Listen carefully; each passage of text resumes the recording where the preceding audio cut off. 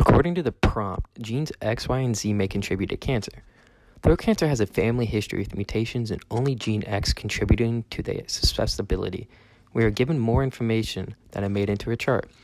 As we see here, when both of the X genes are mutated, it results in a benign tumor. When both X and one Y gene gets mutated, it becomes malignant. And finally, when both X, one Y, and one Z get mutated, we see it becomes metastatic. Metastatic means the tumor or cancer can travel through the body into different body parts.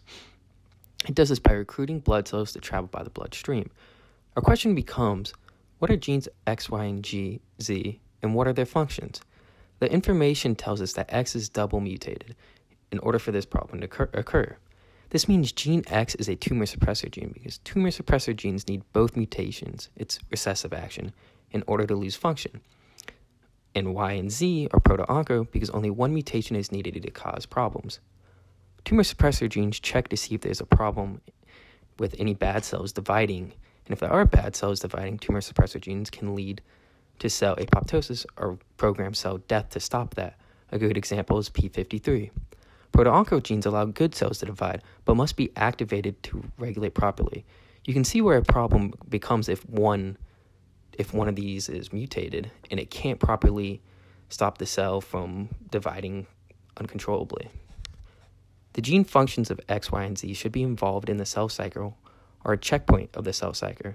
During these checkpoints, say at G1, G2, and M, these genes make sure everything is good to go before they move on. If mutation occurs here at either the tumor suppressor or proto-onco, where they cannot do their job anymore, this leads to uncontrolled growth and eventually cancer. In conclusion, our hypothesis is that genes X, Y, and Z are involved in the cell cycle, or the regulation thereof of the cell cycle at different checkpoints. Gene X being a tumor suppressor and Y and Z being proto-onco. We see that a disruption of one of these can lead to a snowball effect that causes tumors that get progressively worse, the main one being the tumor suppressor at a recessive acting one.